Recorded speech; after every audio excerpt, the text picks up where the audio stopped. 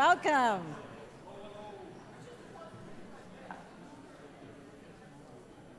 Great. Welcome to the 2006 NMC Summer Conference. We anticipate this conference to be the best ever. Of course, it's here in Cleveland.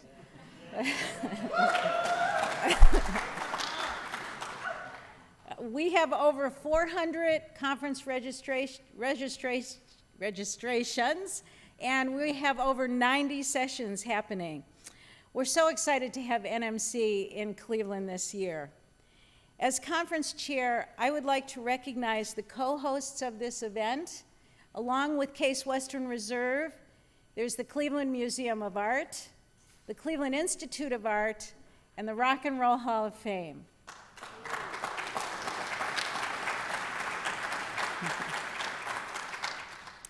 Many events will be happening over the next few days. Keynote speakers, conference sessions, 5 minutes of fame, online and artistic experiences, and many ways to gather together. One event in particular stands out in my mind. You know, we'll be jamming at the Rock Hall tomorrow night. What a great example of what NMC stands for: inspiration, innovation, creativity, collaboration, improvisation, and fun. For this week, NMC stands for New Media in Cleveland. Let me introduce Lev Gonick, who is Case's Vice President and CIO. And so, Lev, come on down. And I should mention he's also the board of the board chair of NMC.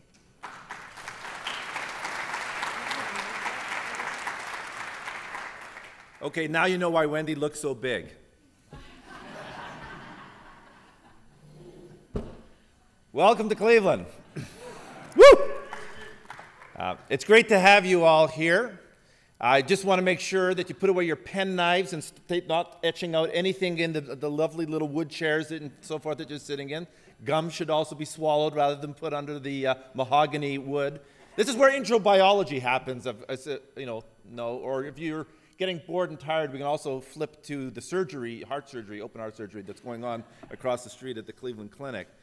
This is going to be an absolutely wonderful couple of days together. I also, best I know, Wendy, tonight's the night we're rocking at the Rock Hall, so if you had plans to go to the symphony tonight, please consider changing the plans to join us at the Rock Hall. And if you did happen to bring anything that makes noise, please be sure to bring it with you down to the Rock Hall. I want to just say a couple words about being here in Cleveland. And again, for many of you, I understand this is your first visit to Cleveland. And Greater Cleveland has got an amazing story when it comes to media and to art. And you're going to get a chance to experience some of it through the next couple of days being here in University Circle. I want to sort of share with you that Cleveland as a whole is actually a very, very large, vibrant community. The city itself, of course, has gone through a heyday, has worked its way through some very tough times, and is, of course, you're sitting in the heart of the renewal of Cleveland. Greater Cleveland is actually about 3.5 million people. It's the 14th largest sort of metropolitan area in the United States. The city itself is working its way back up to about 500,000 people or so. For me, I also just wanted to share with you that this is the third time, and I do believe I hold the dubious distinction, the third time that I'm actually hosting the New Media Center's New Media Consortium gathering. How many of you were with us back in '97 when we hosted at Cal State Polytechnic in Pomona? Great. Well, there's a good 10% of you. And how many of you came back in 2001 at beautiful Monterey Bay?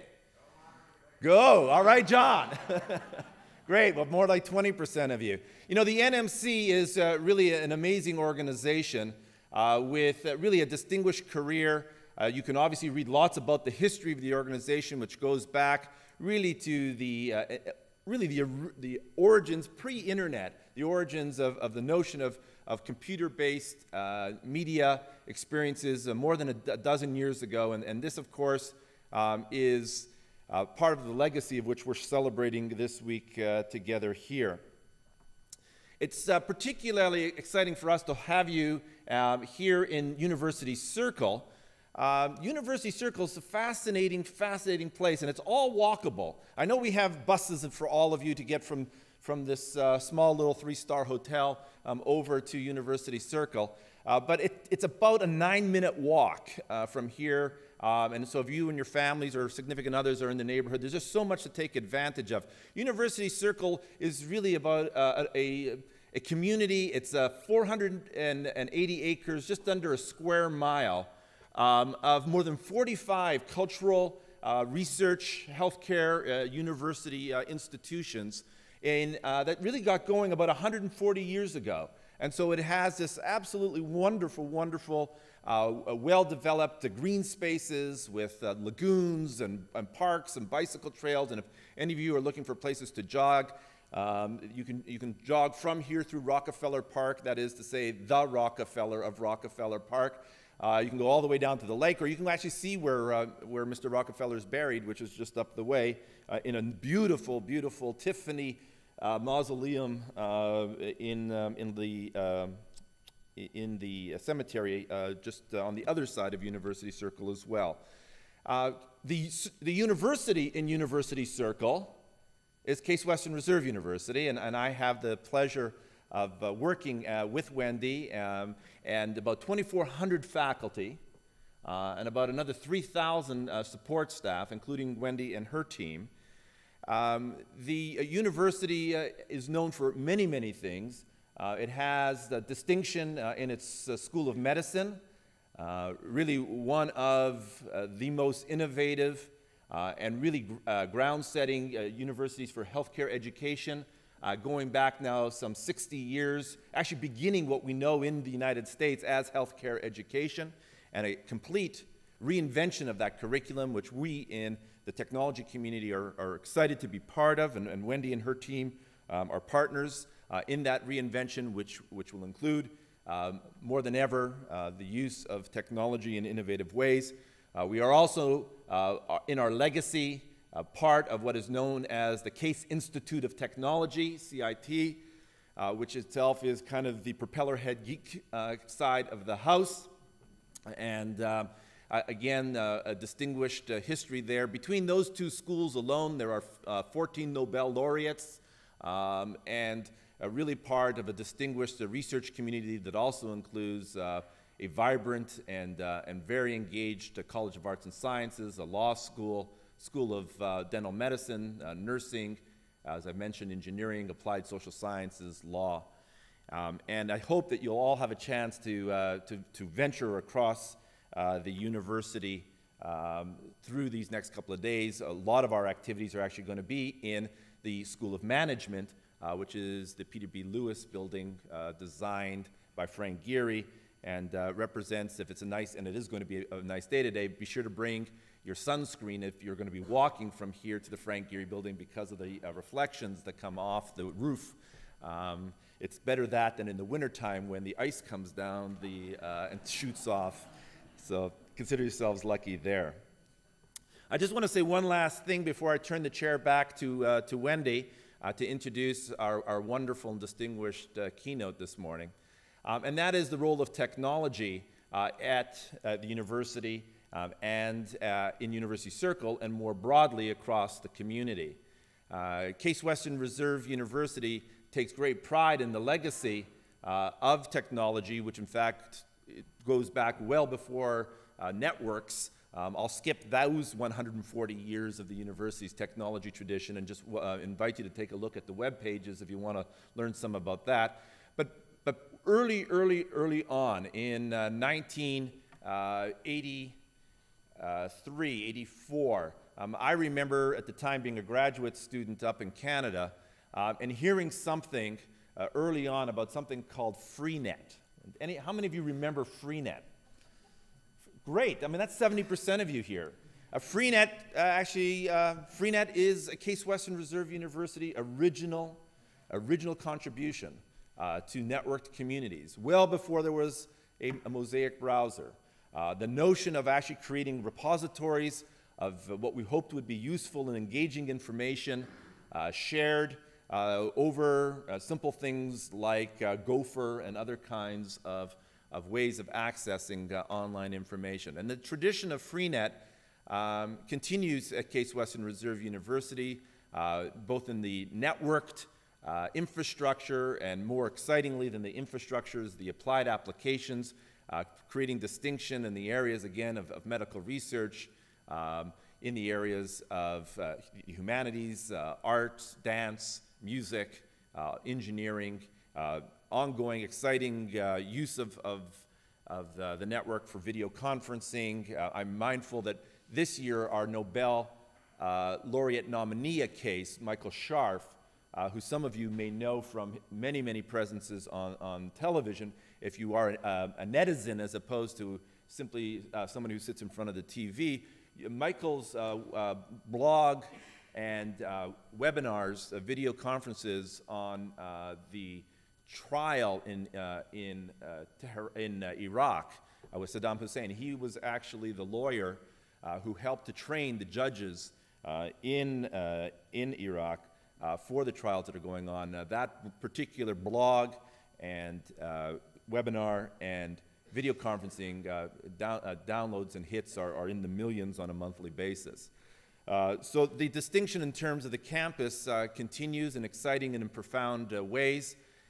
In the circle, we're excited to have partners, as Wendy shared with you, like the Cleveland Museum of Art and the Cleveland Institute of Art and the Institute of Music and the Botanical Gardens and the Natural History Museum and a Historical Society and so forth, all of which are connected to a world-class network, all of which enjoy a cloud of wireless connectivity. There's some 1,500 wireless access points in University Circle, so that the moment that we kind of migrate from this private institution, the Intercontinental Hotel, to the public space just across the way, you will enjoy being reconnected and to your friends and family who I'm sure are wondering, why haven't I heard from them in the last 16 minutes? After all, I always hear from my friends in real time. Again, the connectivity isn't just the beginning of the relationships between the institutions in University Circle. There are exciting collaborations between the Museum of Art and our library system in our community, between the Institute of Art and our public broadcasting community, between the university and our public high schools and systems, and between our hospitals and each other, as well as the school systems.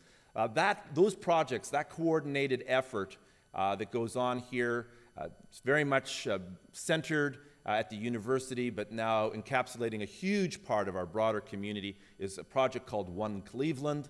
It has received both national and international distinction for trying to leverage technology to address community priorities and creating both a wired and a wireless infrastructure to support collaboration and community building.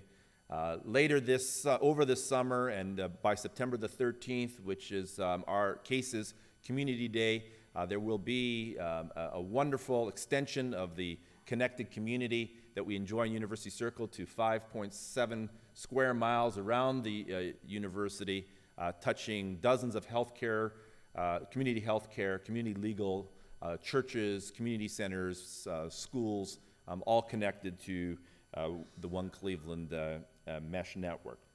So we're, again, extraordinarily excited to have all of you here. We hope that you take full advantage of your time. There's just an enormous amount of things to see. I do encourage you to stay right to the end, not only for a brilliant closing keynote address, which I can attest to personally, because Wendy and her team and myself have worked with Merlin Donald in what will be an extraordinary way to close the conference, but also for you and your friends and family if you want to stick around. Please join 100,000 Clevelanders and visitors Saturday at noon at Parade the Circle, which is the biggest fun jam that we have for percussion and costuming and dancing, which happens right across the way from the Peter B. Lewis building Saturday, right after our meetings officially conclude. There are parties going on this town tonight, tomorrow night, and Saturday. It's a town that loves to party. And with that, Wendy, why don't you get this party going? Thank you.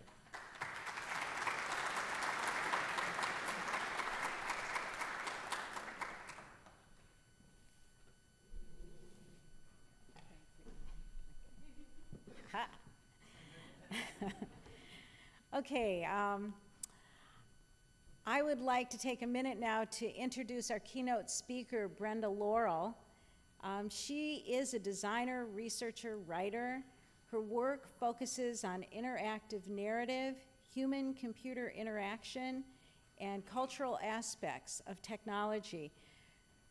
Brenda's career in human-computer interaction spans over 25 years. Brenda was one of the founding members of the research staff at Interval Research Corporation in Palo Alto, California, where she coordinated research activities exploring gender and technology, and where she co-produced and directed the Placeholder Virtual Reality Project. She was one of the founders and vice president of design of Purple Moon, focused on making technology for girls. She has worked as a software designer, producer, and researcher for companies including Atari, Activision, and Apple. She serves currently as chair and graduate faculty member of the Graduate Media Design Program at the Art Center College of Design in Pasadena, California, and is also concurrently working as Senior Director and Distinguished Engineer at Sun Microsystems Labs in Manola Park, California. Brenda has published extensively on topics including interactive fiction, computer games, autonomous agents, virtual reality, and political and artistic issues in interactive media. Brenda Laurel has become the techno diva of technology. Her views on human-computer interaction are some of the most widely quoted in the field today. And given her theories, it is no surprise that her original background is not in computers, but theater. She brings a fresh perspective to the commonly thought cold relationship between humans and their machines. Brenda has been an inspiration to many people in the way she combines geek knowledge and humanistic values. She is an incredible speaker, funny, passionate, and thoroughly steeped in professional research. Today, Brenda is going to speak to us on new media in higher education, students looking forward. Let's welcome Brenda.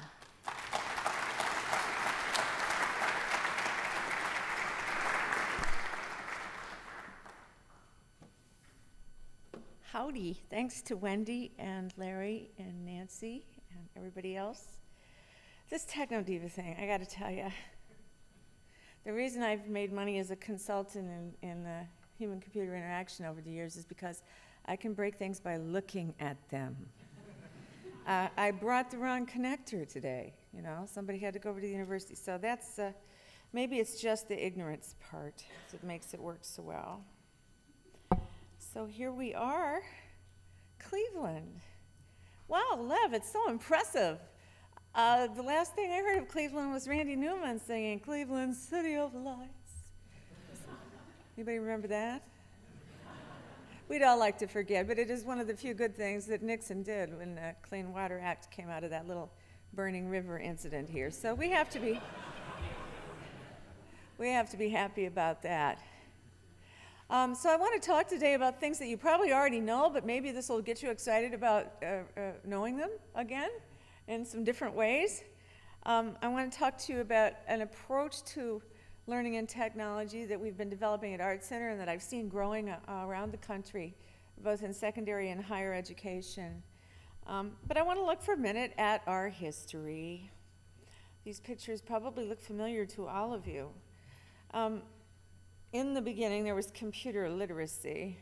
I remember Alan Kay arguing with me about computer literacy, saying that it was the most important thing, that kids know how to write code and program. And I would always say, I don't have to understand the carburetor to drive the car. We'd have this conversation over and over. Now we're working with a whole new generation of tool-using designers and tool-using people. So computer literacy starts to mean something different than it meant when we had computer labs. Even when we had computer classrooms, I found pictures on the internet of classrooms even today that have one computer over in the corner that nobody's using, in secondary at least.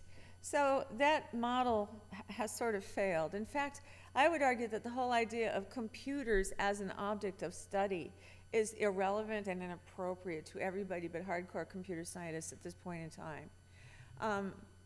It's like saying we all use the English language and we all use writing, and therefore we have to pay attention to it and sequester it and put it over here and think of it as this extra affordance that we go visit from time to time and learn about. And that's simply not how it works. Yes, there are writing classes if you need help in writing, but you're always writing, you're always using language. It's part of the deal, it's part of being human. And technology is working the same way. So my prediction for the future in higher education is that we'll see the size of actual computer science programs decrease as the people in those programs who are really focused on computer science stay there, and everybody who wants to do things with computer-based tools goes and does them in the domain that they're working in educationally. So we'll see if that's correct. The reason I put computer nerd up here is that, as Wendy mentioned, I've had a fair amount of experience with girls and technology. And this business of being a computer nerd, it's kind of sexy in some ways. I've married a couple of them.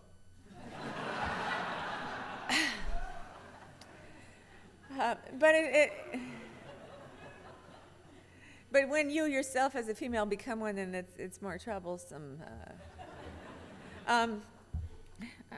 So the idea here is that, yeah, we need computer nerds. It's wonderful to have them around. We love them dearly. We also need people who use media like they use language, like they use arm movement, like they use color, like they use numbers. That these are things that are just part of the affordances that we have as human beings. And when we look at today's kids, we see that they're already there. Last year, my students and I did some work on tweens. This is more based on work that I've done with teenagers. But the kids tell us, they wake up in the morning with the cell phone in the hand, talking to the friend. They go to SMS, they go to IM, they talk on the cell phone on the bus, they're IMing during class, they're on the cell phone some more, they come home, they're on the landline, they got 7 IM windows open, they're playing on MySpace, and they're watching television. And they fall asleep with a phone in their hand. They don't have any problem popping from media type to media type through their day to stay connected with their friends. Because it's not the technology that's driving them, it's the affordance for staying connected. And so that's an insight, I think, into how we reach people in this generation with media education. Most of you, how many of you have read this book, Millennials Rising? So if you haven't, I would recommend it. You may disagree with some of it, but my research bears out most of the things that Mr. Howe concluded in the book. This is a generation of kids who've never known life without computers, like those of us in the 50s never knew life without TV. Although I must say I grew up with black and white TV, and I remember when Captain Kangaroo announced that they were going to go to color, and I was sitting there, and it didn't happen. That's when my career in human-computer interaction started, human-technology interaction. So these kids are comfortable with life and technology, and they love the boundary. Any of you who've had children who have them now know the kids about 2 years old, they love to step in and out of doors. They're always doing this. If there's a door to the patio or the deck, they just love that change. Ooh, it's going here and then it's going there. Well, these young people, the young people that I'm seeing in junior high all the way through the university, love that little boundary between life and technology. And they love to step back and forth, just like 2-year-olds. And they're very energized by that odd little connection between what's alive and what's not, or what's technically alive in a different way than we normally think about alive. These guys are always connected. They're social innovators in the sense that we see emerging social topologies in places like MySpace and Second Life, World of Warcraft, that are ways of associating with one another and having conversations and affiliating and conducting life that simply weren't possible before. Before we had the kind of computer-based applications that we have now. These guys are extruding content at an extraordinary rate. The amount of cultural production by this age group continues to be on a really steep upward curve. They're change agents. They want to do change in the world. They are making changes in their lives. Often they're doing it at a local level in terms of volunteerism or activism in a narrow context. Less likely to vote. We still have to work on that. They're very optimistic. The kids that I've been talking to have told me almost to the one that they think that the future is going to be good, and they have a strong belief in their power to influence the quality of the future. So they're optimists about themselves. This is a quote from Mr. Howe's book. My daughter gave me my favorite quote in this area. She said, "You guys had Woodstock and the moon landing. We have Mars and immortality." Woohoo! I hope she's right. So here are some little messages from the future. These are messages from actually students in my program. And I'm going to be talking to you and giving you examples. I'll show you lots of movies this morning, so you wake right up. And if it sounds too loud, the boys will turn it down. Or the people, women and men, will turn it down upstairs. So these are just provocative little images, and I'm going to dive into some of these projects. So we're used to thinking about, I at least had been used to thinking about teaching media technology as you know, this idealistic idea of picturing the future through technology, using media technology to make a sketch of what the future would be like. And that's almost halfway there. That's halfway there. But when you think about envisioning the future with technology in it, then you have a horse of a different color. I can remember when in the 80s when Christina was running the Apple Multimedia Lab, something occurred to me. I had been the only woman in the computer gaming business that I knew for a very long time, except for the graphic artists. And it was so interesting that when multimedia showed up on the scene, women with skills and talent came out of the woodwork. A lot of them worked in Christina's lab. It was because of the content. It was because it wasn't a dumbass computer game. It was some seriously interesting thing that was coming out the other end of this. And these women were motivated, and they appeared, and they were competent. In the same way, you know, Alan Kay used to say to me, the best way to get wonderful things done is to have a vision of what could happen that's far enough out and ambiguous enough and inspiring enough that everything you do and everything everyone else does align toward it like magnetic particles, and you're all on the same path. I give this notion to my students over and over again. Imagine the world that you're going to make. It's like doing a jujitsu on their natural desire to change the world. You know, the educational institutions typically will say, well, now hold on there, Sonny. It's not all that easy. Your idealism is misplaced. And we'd like you to learn these skills, and you can think about the future when you get there. And I say, no, that's not the right way to do this. I think we have to say, you want to change the world? Great! We're going to help you figure out how to do that. We're going to help you imagine it. And in the process of imagining it, you need to also imagine what kinds of technologies are going to be there to help you make your ideas real, regardless of what domain of interest you're working in. One of the things that we look at in emerging technologies is that they're increasingly not just about technology, but also about social behavior.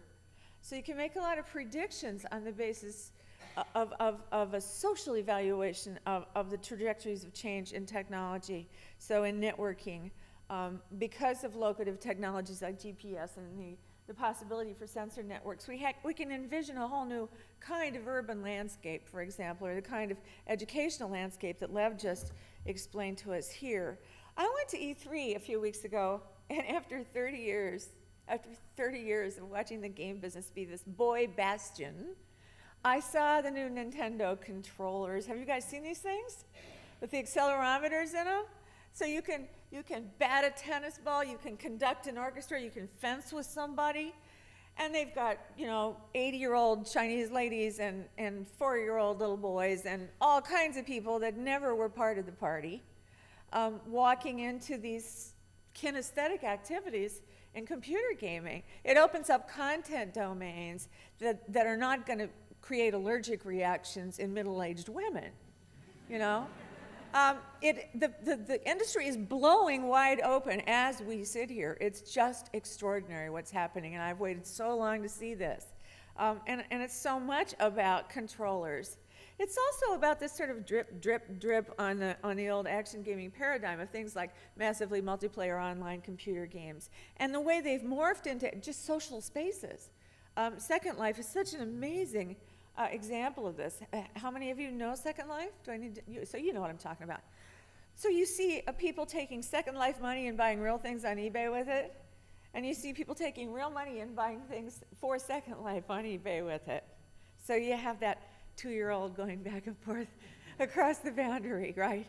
Well, I can imagine that can happen in a lot of different domains than just the kind of social discourse that's going on in Second Life, but that's a trajectory we need to watch, this half-real business, what's happening there. And finally, materials as media. At Art Center, as in many colleges, we have this distinction that we create between industrial design and media design.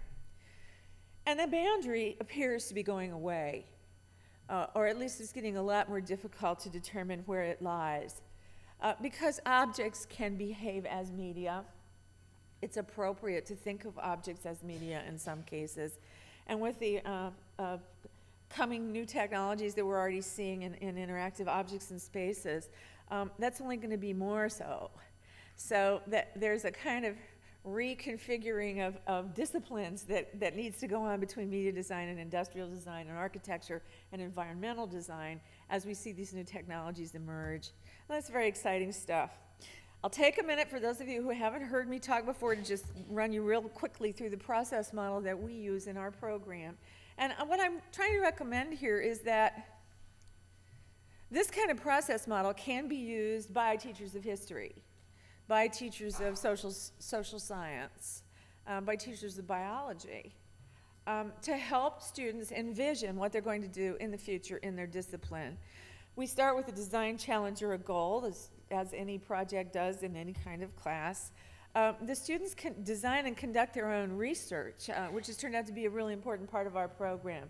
We do human-centered research and formal research. That is, we talk to people, we study people, we do applied ethnographic things with people, but we also fool around with materials and form, where design is the object of study.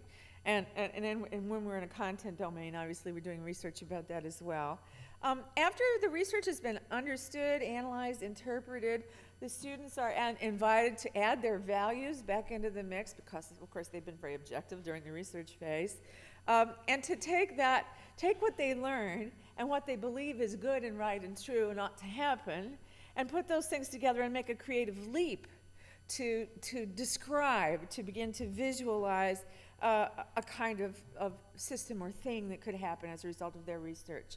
And the first thing they do is think about this in narrative terms. What's the story of this object, this system? How is it going to touch people's lives? Then they think of it in strategic terms. You know, one of the things you learn as an aging hippie is that all those failures of my early years came from a kind of self-marginalization that came with the territory of being a social activist. And I've learned an important lesson, that that's crap.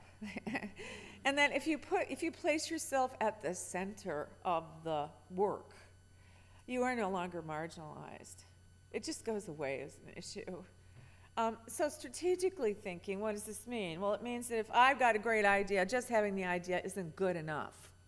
It means that I have to be muscular about how I think about getting that idea into the world. So my students, and I suggest that all students should be asked to understand, okay, this thing that you're imagining, how's it going to live? How's it going to walk? Is it going to be part of a nonprofit? Is it a service, a business? Do you need venture capital? You want to sell it to a corporation? Are you going to start your own business? What's the revenue model? Are you going to do this on the side? They need to think about that, because it influences the design. And it's the piece that a lot of us missed back in the 60s. And then, of course, we make prototypes, we evaluate them, we go back and iterate on the process as much as we need to. And finally, the students make a presentation. So today I'm going to show you some examples of things from the presentations that they've made. This is a picture of our incredibly messy studio.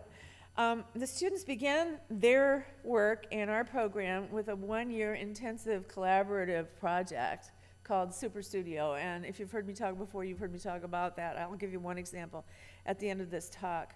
But the 12 incoming students have to collaborate as a team throughout the whole year. They're also taking intensive courses in communication design and interaction design, and they're encouraged to continue taking courses and studying in the content domain areas that they're interested in.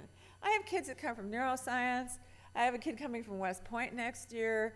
I have kids in architecture, students who've been involved in social science and biology, who happen to have design skills and come into a design program, and they're encouraged to keep going there, to keep paying attention to that in addition to working on the level of design. We try to give them a grounding in trusting their own values and understanding how their values articulate with their work. They all come out, oh, I've spelled entrepreneurship wrong. No, I haven't. It just looks funny to me today. I'm sorry. When we say entrepreneurship, people say, oh, you want all your students to go out and start their own businesses? Well, not exactly. About half of them do, and they're successful at it. But an entrepreneurial spirit simply means taking charge of something and figuring out how it gets legs. And you can do that in a lot of different ways without being a rapacious venture capitalist or dealing with them even if you don't want to. So the students' production is this collective masterpiece at the end of their first year in the old sense of the word. It's really like a Renaissance apprenticeship where they create this masterpiece to demonstrate that they've learned the methodologies that we're trying to teach them, and then they take that process into their thesis year and apply it to their own individual interests. And at that point, they are ready to become a master in the world. And when we graduate them, we mean it. My husband calls this the Moses effect, where you wave bye-bye across the water. You know you won't get to the other side yourself because you're too damned old. And your student over there is going to do something you never dreamed of, and it thrills you to death. And they need to know that that's where they're going.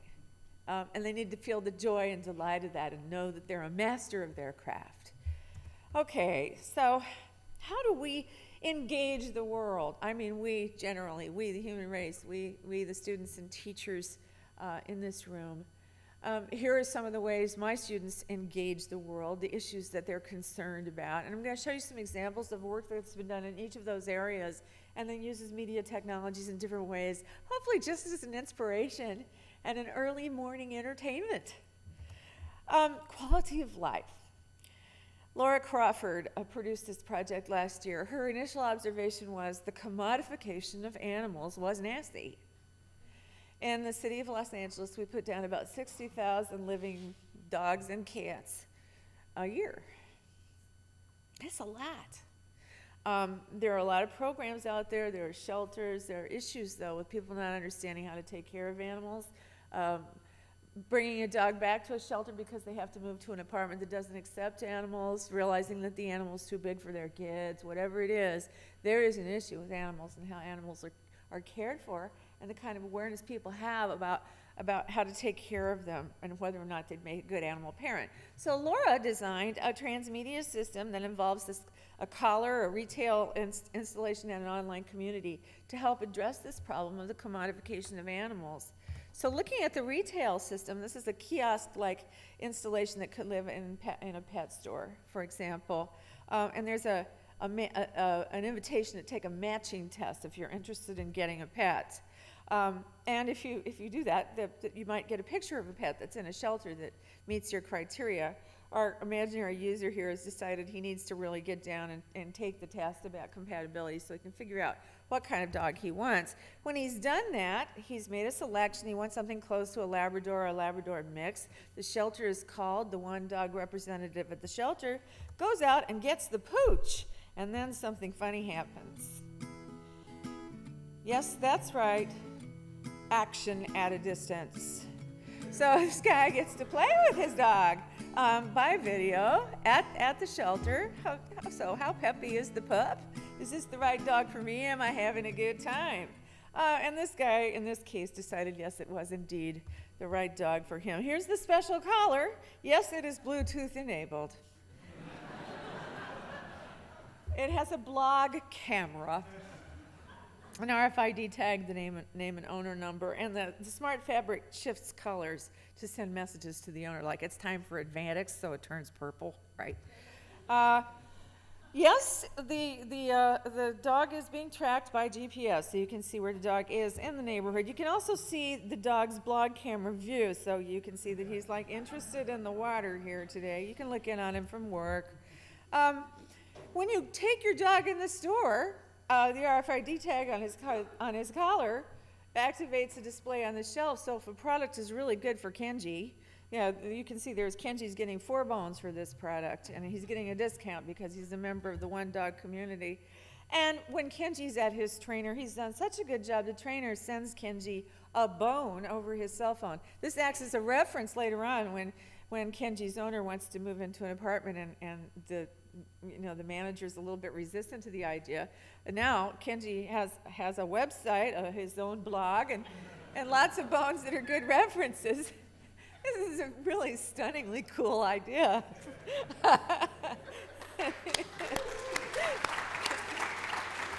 Thank you. Yes. So this woman is now making additions to Second Life that I can't go into, but she's having fun.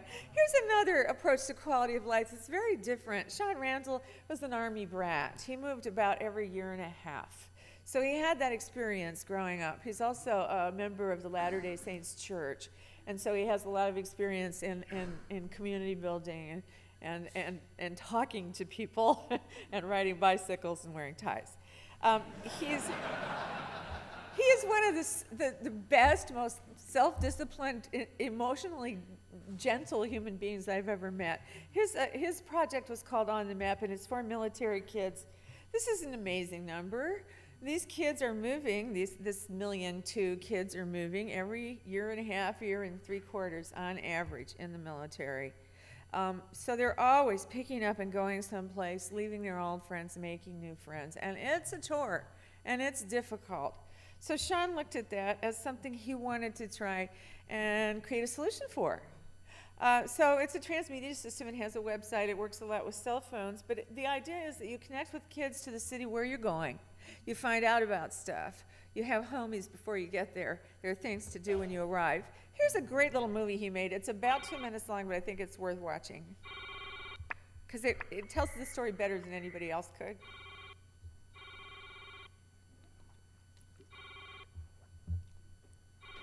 He just likes mean people.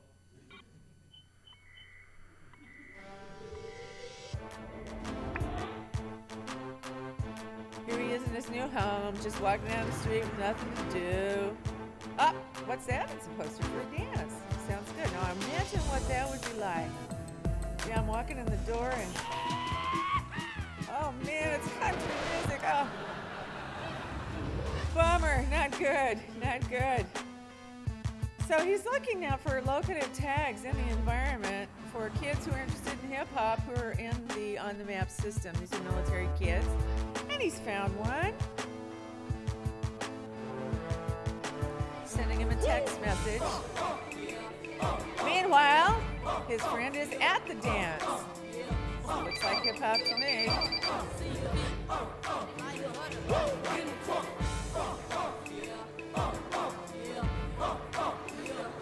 Checks him out. Checks out his stats. Yeah, he's okay. All right. Now he's got to find the place. Usually a problem, but not if you have a cell phone with a camera and a locative tag in the environment. Yes!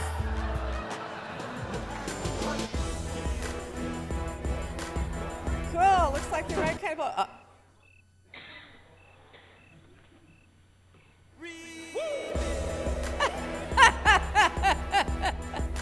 So, I think this is a wish fulfillment for Sean. He's got a tremendous amount of interest from the military. Looks like we're going to be moving forward with this system, which is a great gift.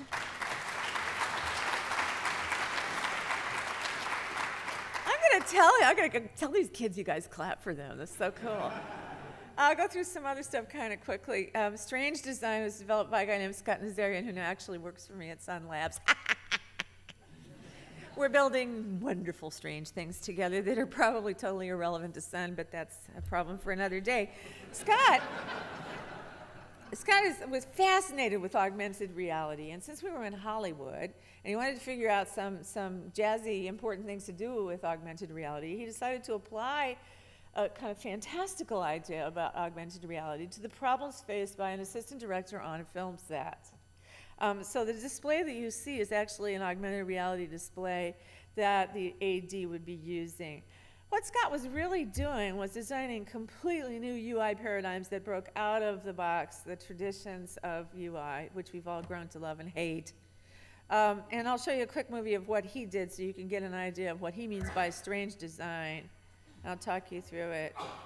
So this is a call out of a kind of reticule that's inside of the augmented reality display that the AD is wearing. And it's something you learn to use by basically eye blink to get at different affordances. So now the AD is looking at the administration aspects of his job. You can see what resources are available to him. This is all by gesture and eye blink. This is the coolest part, this time horizon thing. Check this out. So the red stuff is coming up really fast. Things are happening at different rates of speed. I actually think this is a really neat idea. I would like to see it develop further. Now he's looking at a plan view of the shoot where pieces of equipment and actors are and where they need to be.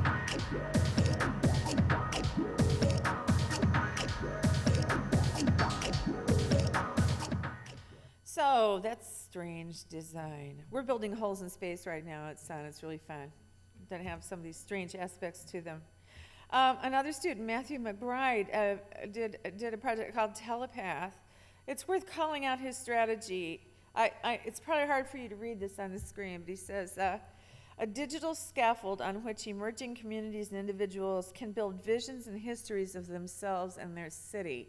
So this has a sort of historic debt to the Community Memory Project in Berkeley, but it's similar to on the map. It's using locative technology and tagging, and he's created a new kind of urban wayfinding device.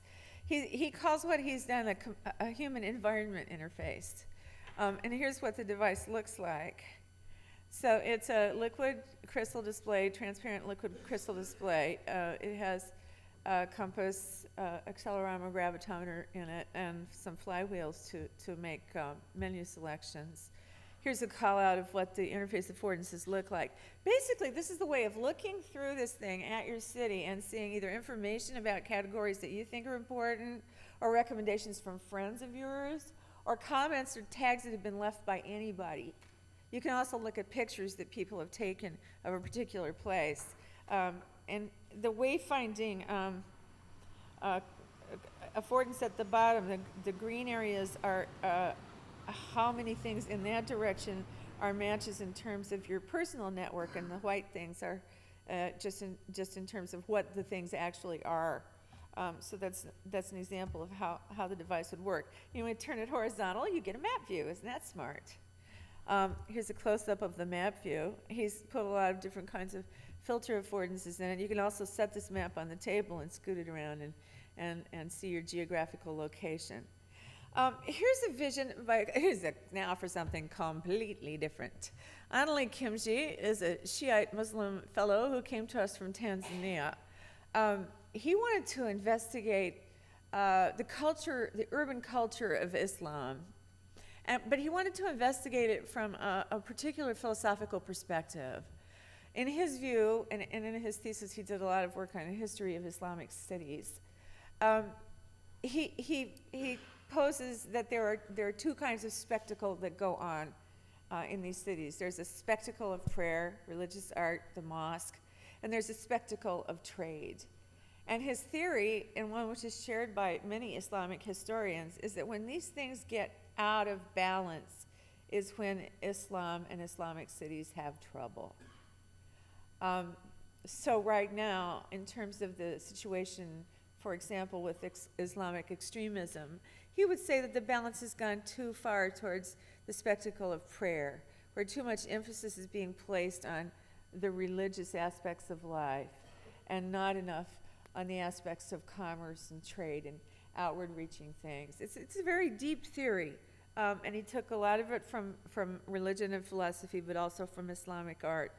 And what he did was to say, okay, well, how do these things translate today? So the distinction that he started to look at was the news of the world. He was noticing that people in the cities where he has lived watch the BBC like it's the truth, which I guess it's just about the closest we can get without being there. And the call to prayer as the kind of counterbalance to that. And he created representations for stories in the news based on patterns that are fundamental to Islamic art, but generated now by computer with samples from different kinds of textures. The colors of these moving patterns represent the topic area of the news. The size represents how much coverage the news item is getting. And then you see an echo effect if a story has persisted over time in the visual representation. When the call to prayer comes, all of these displays collapse into a single pattern that is moving counterclockwise around a square that represents Mecca. So he decided to create this exteriorized notion of his spiritual values in a city, which I'll show you in a minute, on every level, from the domestic to the commercial. There's actually a scene in what you're about to see where you can see that his installation is in a Starbucks in a mosque. This thing exists in Dubai, and it's pan-urban. This is a longish movie. It's another 2-minute movie, but I think it's worth showing because it's fabulous work, and you'll be excited by it, I hope. So here we go. So Nifia, Dubai. Dubai is the fastest growing city in the world.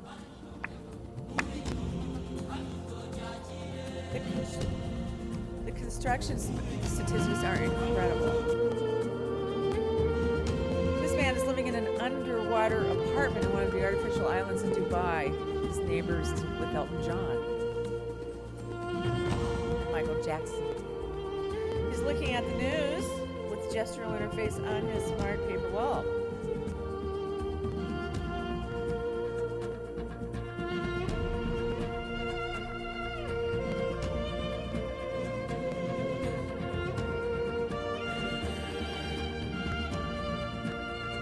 Call to prayer.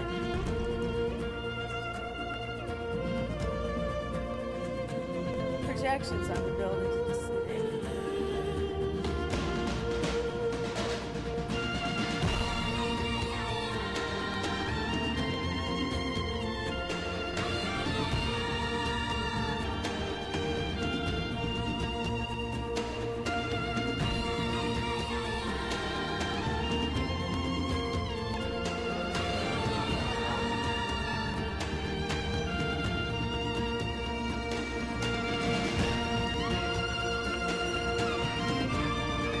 Starbucks.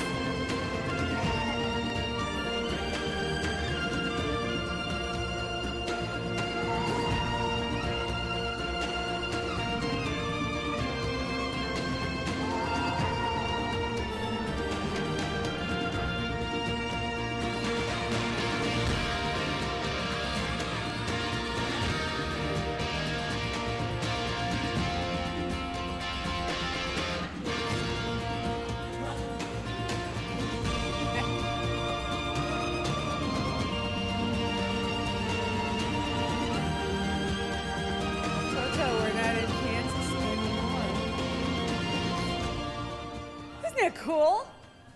He got hired by Landor to go do it.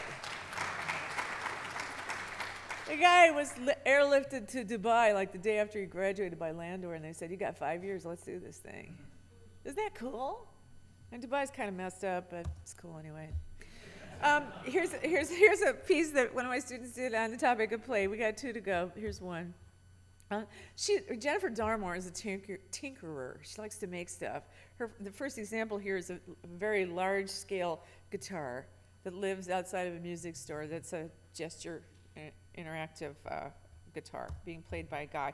And now here's an interesting thing. She made running shoes that you could use in a networked way to run with partners in other parts of the country.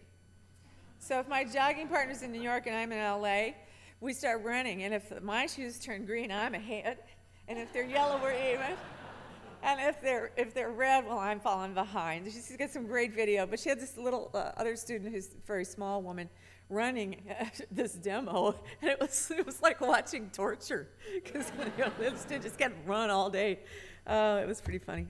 Anyway, this is Jennifer's terminology, experiential prototyping. We've actually started using this at Silence as a substitute for external specifications, where if you can build a deep interactive flash version of something and hand it to an engineer for hard coding, it's going to work better, typically, than a written spec. That's beside the point, but that's the process, the design process that Jennifer was using. Her final project she made with these little guys are sunspots. You might know the Berkeley motes. They're like the next generation of Berkeley motes. They're on 14 computers that can have all kinds of sensors and effectors attached to them and can also form very large-scale mesh networks. She invented this idea of a blank device. Rather than making a specific device for every application she wanted to play around with, she made this sort of blank device that not caring about what the shape of the final thing was going to be, but let's just see how it behaves. And here's what it actually looked like with a sunspot and some LEDs inside. She designed a system that allowed you to create your own music by dancing. Cool.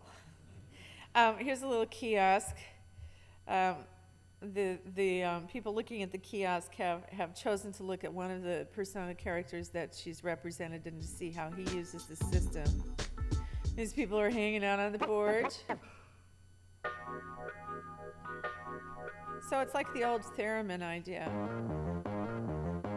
But this guy's going to get on it in a minute.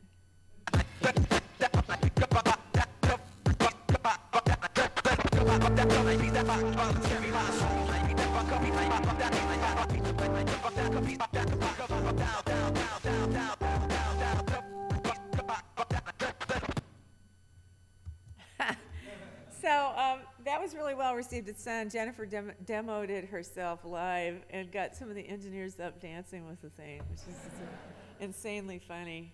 I'm going to close with this year's Super Studio project. Again, the Super Studio is our first-year students, and I kind of manipulate it a little because I get to kind of set the terms. I always give the students a demographic, and then I give them 3 bounding terms. The trick here as a methodology is that the bounding terms create a space of investigation that has some tension going on inside of it. So if they were all really happily consistent terms, it wouldn't be a very interesting space to explore. So we have media, messages, social intelligence, and manliness.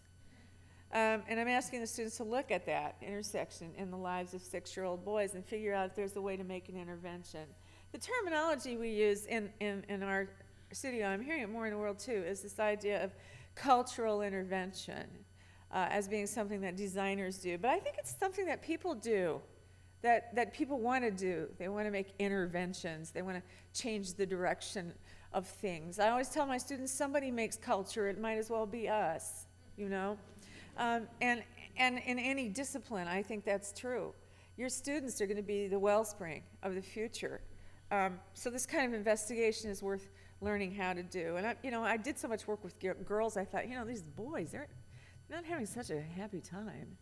Let's figure out what's going on here. So the students did a lot of work. They did some pre-work obviously with secondary research, looking at toys and media that the boys were already playing around with in this age group, and they did a bunch of expert interviews with people who studied the age group. They did photo audits. They sent the kids cameras. They asked the kids to draw pictures of their playgrounds. The kids and their parents kept media journals for a week, where we learned that how much TV parents say their kids watch is not anywhere near as much TV as their kids watch.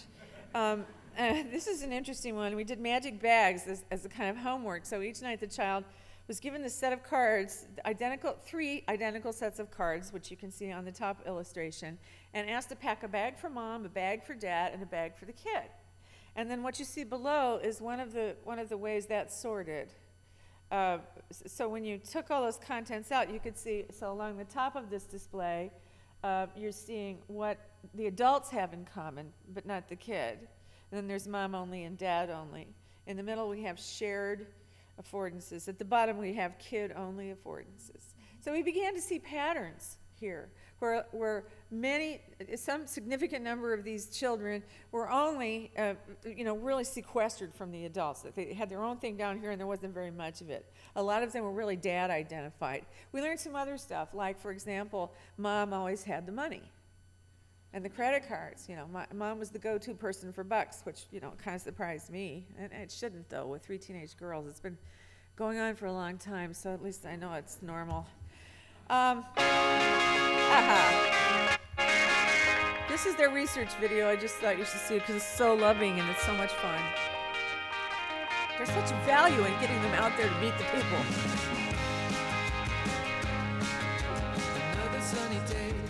We interviewed the parents too. You were taking plans. I took you back your pardon. I took a photograph of you. And we put together our own human-centered research facility. It broke the heart of men and flowers and girls and trees. Another rainy day, we're trapped inside the train set. Chocolate on the bottom, steamy windows when we met. You got the attic window looking out on the cathedral. And on a Sunday evening, bells ring out in the dusk.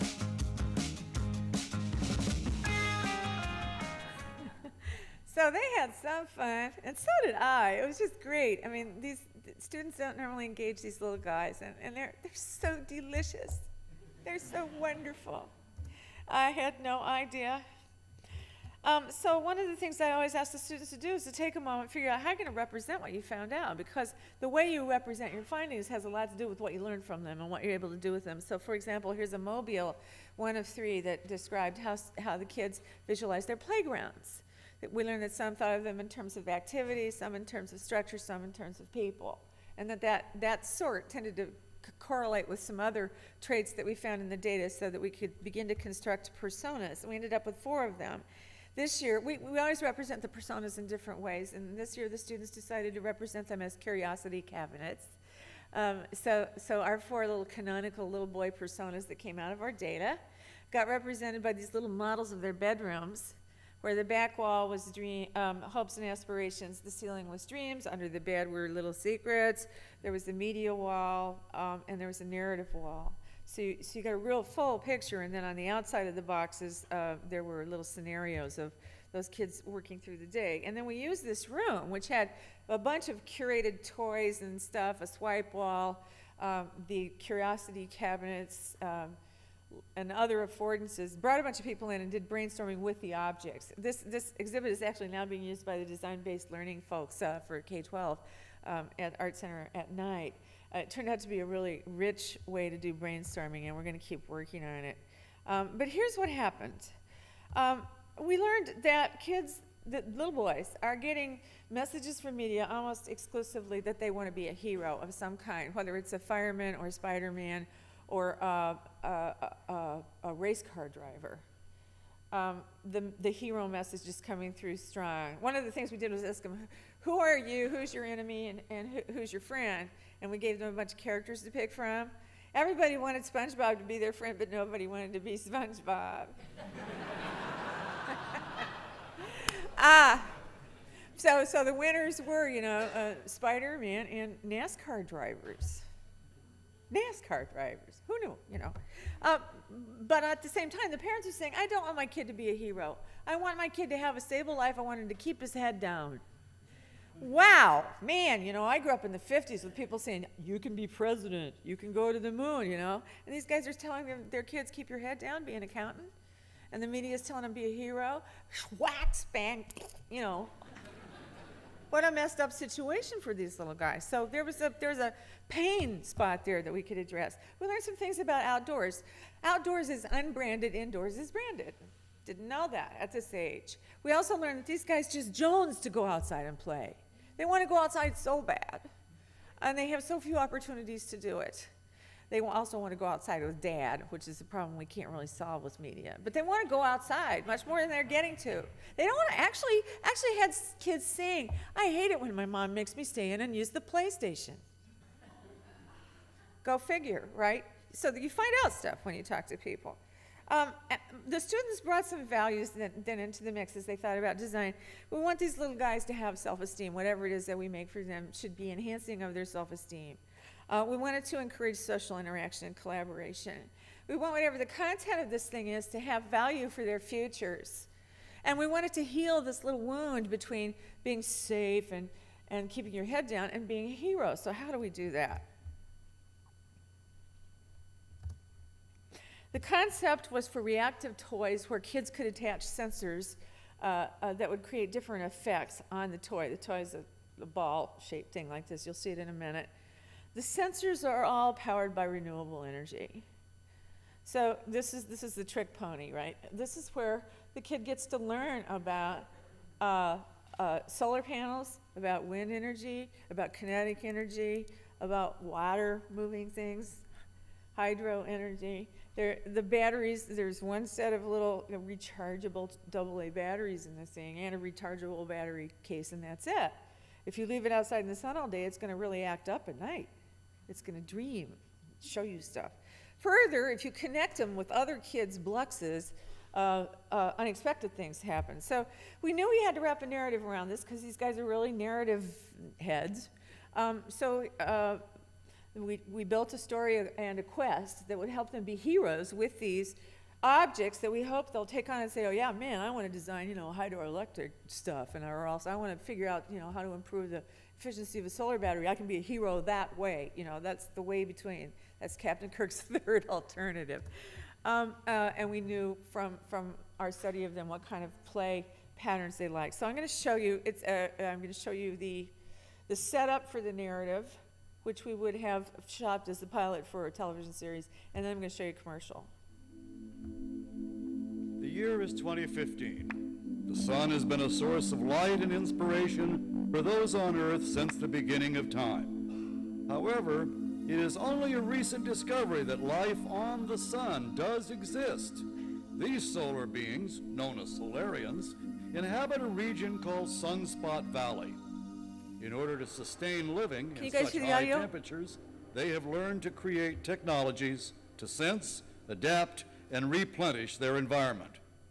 Unfortunately, under the control of the evil energy czar Dubius, Earth continues a downward spiral. Precious energy sources have been depleted, and global warming remains unchecked. Politicians and oil barons seize what is left of excess resources, while the rest of Earth's population pays the price. Who will be able to save the Earth? Bomber. Okay, so here's the commercial real quick.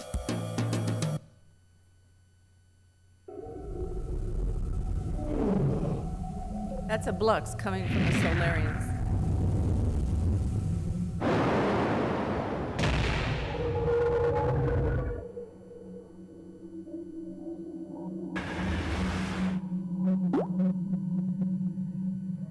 It's gone all the way through the planet.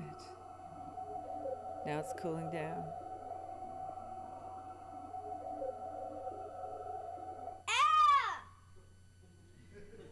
Love the logo. You gotta love the logo. So we had a blast with these little guys, and we watched them play with the prototypes. You can see here that they're getting different reactions from different energy sources, and now they're chasing each other around. And they decided to figure out how to hook them together, and then they sent the messages back to the Solarians, which is the job that they're supposed to have. So these guys are changing the world through renewable energy. What a cool idea for 6-year-old boys. Yay! Yay! So that's it. That's all the goodies I had time to pack in here.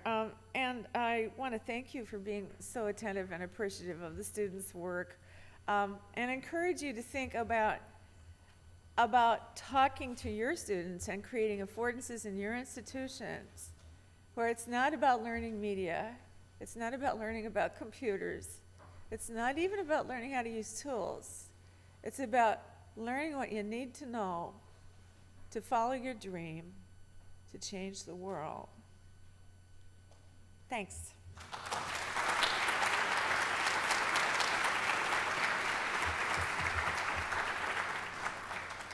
Doing a Q&A?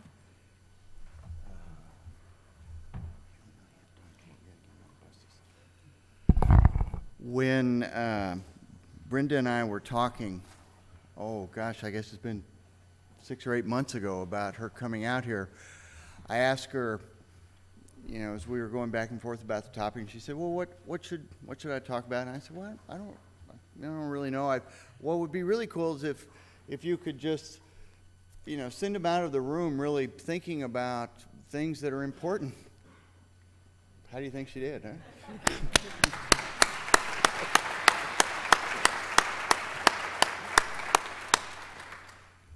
So, on behalf of all of us here, Is that chocolate? Oh my God. no, it's not. Oh. But if you wish that it was, we can hook you up. Rachel over there is a fellow, a kindred spirit on that point. Wow, what a fantastic morning here! What a great kickoff to the conference. You know, I want to be in your class. Okay. I'm gonna move to LA tomorrow. Okay. And Can I just tell you, this year we're doing climate change. oh, Our customer this year, the students don't know it yet, is Earth. And the bounding terms are climate change, individual action, and delight. oh my, well that's wonderful. On behalf of all of us here, we want to give you this little gift and thank you for it. And so thank you very, very much. Thank you.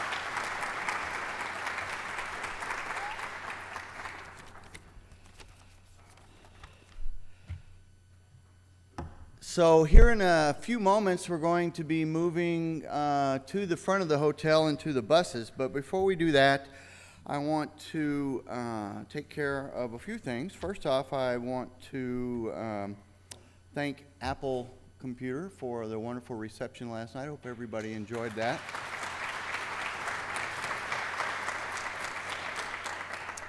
Tonight, as Wendy and Lev alluded to, we look forward to going over to the Rock Hall, and Adobe has some plans for us over there, and I think you're going to have an equally enjoyable, really good time tonight. And one of the things that's going to happen there, well, hopefully it's going to be really enjoyable. On the 4th floor, about 8:30, some of your NMC colleagues are going to be putting on an NMC show in the Rock Hall, and then we also have a professional band as well that'll be playing there. Each of you has a backstage pass to the entire event, and we have the whole hall just to ourselves, which is going to be, I think, a whole lot of fun. And so Nancy will be telling you a little bit about that as we get up here. And that's probably a good time for me to recognize some of the hardworking folks that have been here since Sunday, literally working virtually 24 hours to put that together. So Nancy, why don't you stand up? I mean, you're going to get to come up here in a second, but Nancy Reeves,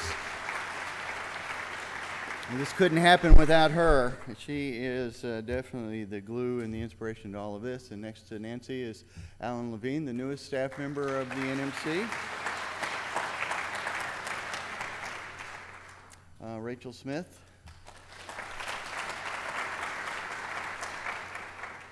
Adam Tanguma, where are you, Adam? Okay, so Adam and Andrea are moving registration, I guess, over to Peter B. Lewis, and so you can see them over there, but they're working. That's We have virtually the entire NMC board here this year, so we're kind of excited about that. So let me recognize all of them, and I'm going to mention the names. I'm going to ask you all to stand up at once. So Barbara Dewey is here. Our chair you met earlier, Lev Gonick, Richard Katz, Susan Metros, Peggy Snyder, John Weber, Christina Woolsey. 2 new members this year just joined the board, Joan Getman and Don Henderson. And then we also have Larry Miller, an emeritus board member. Will you all stand and be recognized?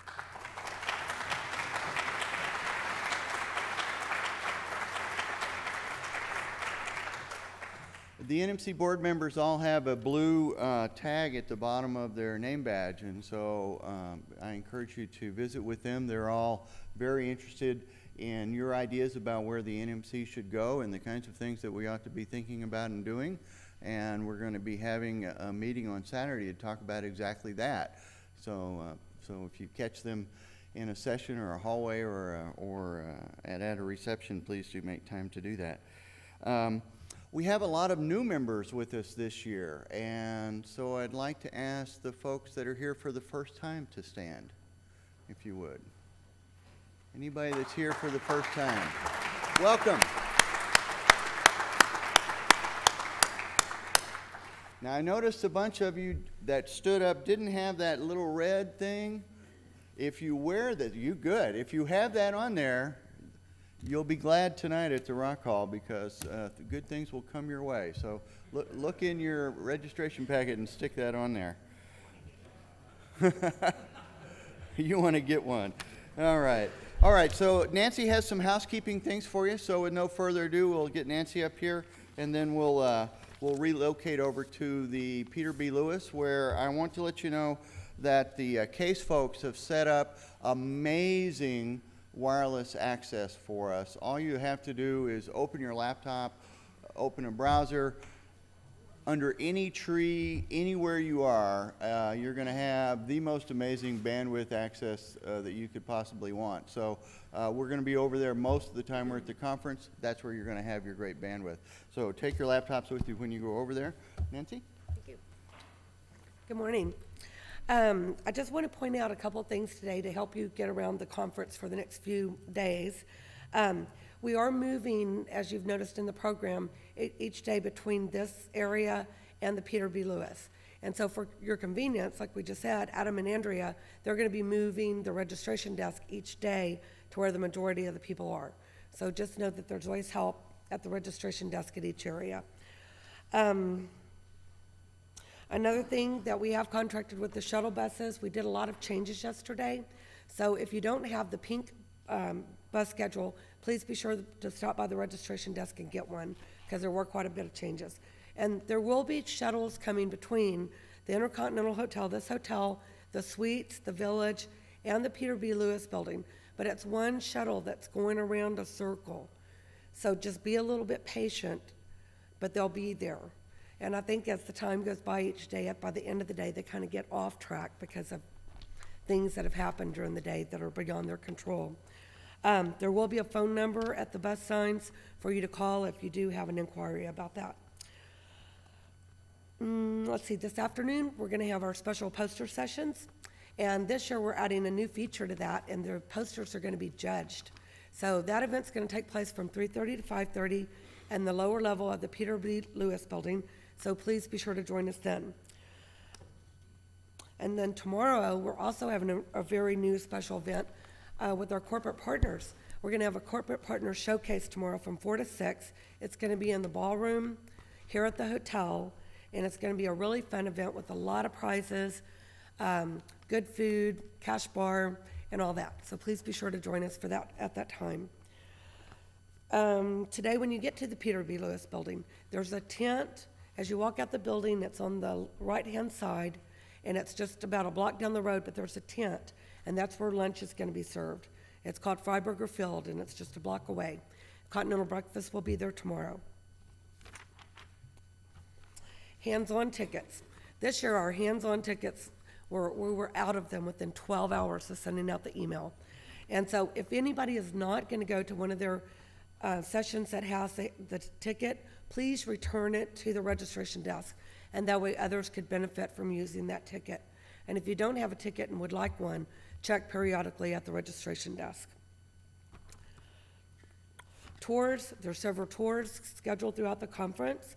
And again, the tours are limited just because of the capacity of the labs that you're going to go see. And so stop by the registration desk again to get your tours for the tickets. And a guide will meet you in front of the Peter B. Lewis building to walk everybody over to each tour. Let's see, 5 minutes of fame. Don't forget tomorrow, for any of you participating in that you have a rehearsal that you really need to go to at 11:30 to 1:30. It's going to be here in this auditorium. They're going to have lunch out in the foyer. You can't bring food and drink in here, but you'll have lunch out there and rehearsal in here. And Alan and Rachel will be here working with you guys on that. And this is the big one, the Rock and Roll Hall of Fame. Does everybody have a ticket that wants to go? Is there anybody that does not have a ticket that wants to go? 1, 2, 3. Okay, good. That makes me feel better. We have very, very, very few tickets left. And so if I counted 3 hands. If you'll go to the registration desk and ask for your ticket right away when you get over to Peter B. Lewis. Because we gave catering counts yesterday. It was my last day. And we've given out quite a few more tickets today. So be sure and do that immediately. And then after that, there's going to be no more tickets. And tonight, there's going to be buses at all 3 of the venues. And when you get on the bus, you're going to have your ticket. And that's just due to all the catering and the setup and the table rentals and all those type of things. So that's good. That solves that problem. And that's it. The buses are going to be here in front of the Continental Hotel right now. We're running a little bit late. And so if you can get out to the front as quickly as you can, that'd be great. Have a great day.